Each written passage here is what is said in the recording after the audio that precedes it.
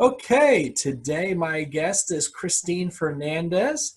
She is a teacher and the Sunday school teacher, and also one of the heads of the missions team. How are you? I'm good. How are you? Doing well, doing well. So, tell me, how has this virus affected you? Well, it's definitely made me teach a lot more hours per day than I'm used to. I thought that, teaching from home was going to be easier, but it is not. I have parents that start contacting me at about 6:30 in the morning, and it goes till about 10:30 or 11 at night. I have to video record myself every day for my students. I learned how to make my own website, which I have to update every day. I've learned how to use Zoom and Google Meets and Google Hangouts and Google everything. And yeah, it's way a lot more work than I ever thought it would be. So I figured since you used all those platforms, I would make you talk to me now. So that Absolutely. Absolutely. But this was easier than our faculty member, which had 45 teachers on it the other day and one principal. So that was a big Zoom. wow, that's just pretty big. So is everybody talking at once, or everybody's muted, or how did? We all muted ourselves until we had questions. Okay. Do you hit the little raise hand button, or do you actually literally raise hand? Uh, we're teachers, so we literally raised our hand. Okay. It's built in us. That's cool. So I mentioned about the missions team. What's your favorite place to have gone? Whew.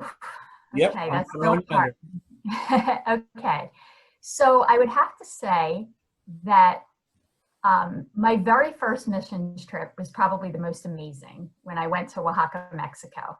And when I was standing there on the rooftops, just looking at the poverty around us, but just seeing the joy of Jesus on all of our team members' faces and in our hearts, I realized that missions was definitely something I wanted to be a part of. And there's nothing that can ever replace that feeling. But every time we go on to a mission, I always think, well, God, I don't think that that one could ever be topped. And then he takes us to Portugal. And that has a whole new different feel for me. So I think, okay, well, it doesn't top Oaxaca, but it tops in different areas. And then I think, okay, Lord, you could never give us a better place than that. And then he takes us to Poland, where we've received more friendships than we ever have on a missions trip. So he always tops it in a different way. So I would have to say that if I had to pick a favorite, it would be Oaxaca for the feeling of it, but it would be Portugal for the work we did and Poland for the relationships we built. All of the out of the country mission trips were my favorite. Okay. Now, how about all the fundraisers you guys do, from chocolate covered pretzels to the yard sale, all those different ones? What's your favorite fundraiser to do? Whew. Well, I would have to say that the yard sale was definitely the most exciting, but it was the most difficult because a little piece of our life, I think, died each time Kathleen and I would go out and try to be in charge of something. And then it just got bigger and bigger and bigger. And it kind of got too big for us to even control ourselves. But there was a certain thrill to the exhaustion that we had. So that will always hold a piece of my heart for sure. Okay. And now, so I'm going to totally change gears here. We might go back. I'm not saying we won't, but totally change gears and do a couple little deep dive things going into your past. So I hear you're a big chocoholic. Is that correct? Yes, that is true. I love chocolate. And a lot of people have given you chocolate over the years, and then you you were had so much you decided to throw some away. Oh man, who did you talk to? And so tell us about your time where you ate chocolate out of a trash can. Okay, so I'm assuming you've been talking to my husband. Thank you, Alex. Um, I have to say that one time I threw out a box of Whitman chocolate because I had eaten so much, and then I really needed a piece of chocolate and didn't have any. So I went into the trash can to get it out because, it was nice in a little box. And that's when Alex walked in, and I said, "You still love me, right?" And he said, "Yeah, and I will still marry you despite what I just saw." That's amazing. That's awesome. Yeah. So I'll be honest, it wasn't him. Oh no. Yeah, yeah. No, this gets around, and now it's really going to get around. Um, so, so you met him on Christian Mingle, Yes, I did. and it was actually Kathleen that kind of set it up. Is this accurate? So Kathleen told me I needed to go on Christian Mingle, and she set up a Christian Mingle account for me. And I met quite a few losers. I'll just be frank. I met quite a few losers on Christian Mingle, and they weren't actually Christians or um, nice humans, to be honest with you. And so I went off of Christian Mingle, and I got, I guess it was about 4.5 years ago now, 4 years ago, I got an email that said, like, I stopped paying for it. So I got an email that said, oh, you get 4 free days of Christian Mingle, because it was Christmas time or something. So I didn't go on because I didn't even know I had it. I didn't read the email. I just deleted it. I thought they wanted to, scam me into getting back on. And the last day of it, like over Christmas break I was on, I got all these messages that were forwarded to my email. And I was like, oh my goodness, there's this guy trying to get in contact with me. So I went on Christian Mingle. It was my last 24 hours of free Christian Mingle. I went on and I read this post about Alex Fernandes, and he's like sent me these very large email messages pouring his heart out to me. Probably thought I was terrible that I never responded to him. And then after, I think it was 8 messages he sent me, I finally read them all and I responded, I'm so sorry. I didn't know you were sending me these. I wasn't on. I shared the story with him. And we started talking off of Christian Mingle, so we didn't have to pay for it. That's our meetup story, kind of. So, so Christian Mingle, your advertisement is there's a bunch of losers. Some people aren't Christians. If you don't pay for it, but they give you a free thing, you can eat your husband. Yeah. Okay, just. I might not be the poster child for them, but Well, hey, you actually met somebody through them. That's true. And so okay, so we'll go a little bit other little fun stories. So, are you athletic? Not completely. Okay, A little bit. a little bit. So if you pick up a ball and it was a clear ball and you think you can bounce it, or maybe, so let's go like to Walmart. Thank you, Kathleen. Ever happen with that? Thank you, Kathleen. So one time, Kathleen and I, as you know, she's my best friend. We were at Walmart, and we usually try to do weekly boring tasks like grocery shopping together. And we were shopping, and there was this ball, and I said, oh, do you think this bounces? And I picked it up and hurled it against the ground, and it did not bounce. It was plastic and cracked in half. So that was, mortifying, but I'm glad Kathleen brought that up for you. Yeah, just little things. They're just little fun things. So here we go. I'm going to go into a game called Would You Rather. So I have my Eagles hat here, my trusty Eagles hat. And what I do is I reach in. It's filled with different would you rather questions. Okay. And what we do is we just randomly pick it out, ask you would you rather, maybe like a follow-up of why. You pick that, and then we'll keep moving from there. So your question is,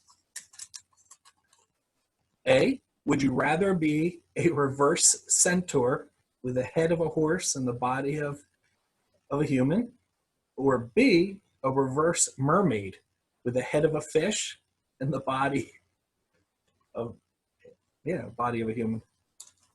I think that's interesting. I'll probably have to go with the mermaid. Okay, so you want a fish head?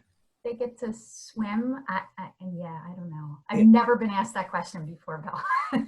Yeah, I've never asked that question before either. I gotta be honest. I literally, we just throw a whole bunch of would you rather. Like some people get like nasty ones, like eating your nail clippings or stuff like that, and then other people get like real deep ones. So it's random. We just I don't know. I thought it would be fun to try to mix it on up. So anyway, we'll go back into teaching. So you do a lot of the Sunday school teaching? Yes. At church. Well, so you're a teacher all through the week, and then you decide to continue teaching. What Why did you decide to do that? What got you? What's your love for teaching? I mean, I guess is the question. Okay, well, I do love teaching, and I know that when I'm teaching, I'm learning myself. And with women's Sunday school, for example, I have to study super amount of hours during the week to come up with one lesson. Um, when I first started, it was probably like 24 hours a week I was studying for one lesson.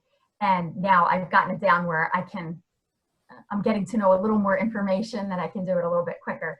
But when I first started at Immanuel, I was helping with all the children's ministries. So I was helping with Jen Hyland's Masterpiece Ministry, and I worked a lot with Peach, and then I worked in the 2s and 3s Sunday school room, and then 4s and 5s. And then one day, Pat Cook called me up and said, "Hi, this is Pat Cook." And I said, "Okay." And she said, "Would you like to go to Columbus Market with me?" And I was like, "Okay, Pat Cook wants to go with me." So we went to the Columbus Market, and I remember vividly walking down the aisle with her, and she was looking for socks, I think, for Bob. And she said, "What did you think about teaching women's Sunday school?" And I said, "I think that would be terrifying.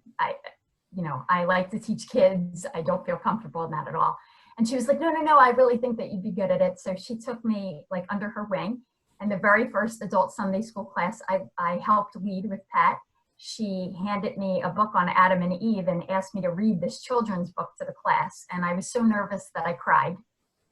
And now 10 years later, I'm still teaching adult Sunday school. That's awesome. No, that's great.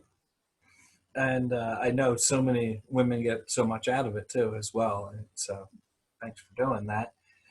So, and I'm sure now that I just kind of set you up with quickly. Who's a person of faith that inspires you? Whew. There are a lot of people of faith that inspire me. If I had to go off the top of my head, I would probably have a few different categories that I would pick. So if I had to say someone who inspired me with prayer, would be Franny Thompson. When I first went to prayer meeting, I remembered hearing her praying for the same person. I think she prayed for them for like 38 years, someone that she had just met from McDonald's. And she continued to pray for that person. So I would have to say that Franny inspired me in prayer. Pastor Vince inspires me with the words that he shares each week that are from his heart. I definitely feel like I'm more of an emotional person, so I can relate to a lot of the emotions that he shares. And then I would have to say Pastor Greg, as far as working with kids, he inspires me the way he teaches them a Bible story and can keep it separated. Sometimes in the public school setting, like when we were in Poland, he had to, step back a little bit from exactly what he would be sharing and make it a little more public school appropriate. So I've learned a lot from him, and probably Kathleen Thompson. I've learned a lot about just watching her with her marriage and her kids has taught me a lot about, my marriage. And even though I don't have kids, I feel like I have a lot of students. So I would have to say that I have a lot of people that inspired me, but they all inspired me in different ways. Excellent. They're all awesome people. Maybe not Pastor Vince, but no, I'm just kidding. I just figure I got to get people to not like me on here, so I figure this is the way to do it. Or they already don't like me, and so then they wouldn't be watching anyway, right? Just kidding. So what else? We'll go into what's something that we can actually pray for you for. Well, I guess just continue to pray during this time specifically about learning all the new platforms that we need to learn for school. Pray for my students. They're really having a tough time. I have a couple students that call me every single day and FaceTime me, and they're hugging the phone. I have 2 students specifically who are actually being tested right now for the COVID-19. And Alex was just laid off from his job this week. So it's been quite a week of trials, but we know that God is good, and we know that this too shall pass, and that we have plenty of faith in him, and Alex and I have been praying together. But just pray for all those people who are going through similar things, missing their teachers, their family, their friends, and all those who are hoping to get on unemployment since it's really backed up right now. Right. It would be our top. Yeah. Well, we will keep those things in prayer. And then lastly, what would you like to tell the people of Immanuel? Oh, that I love you guys so much and that I miss you. I originally joked that the pastors had to close our church because I would have hugged too many people and probably spread it if I had it. We all know that I like to hug, and Alex is having a hard time keeping up with my like 220 hugs a day that I get, from my students and even from church. So I can't wait till that day that we can be back together rejoicing the Lord. Absolutely. Well, thanks for joining me. All right. Thanks for having me. No problem. So we will see you around when we're all out and about. Awesome. Thank you so much. Thanks. See you Bye. later. Bye.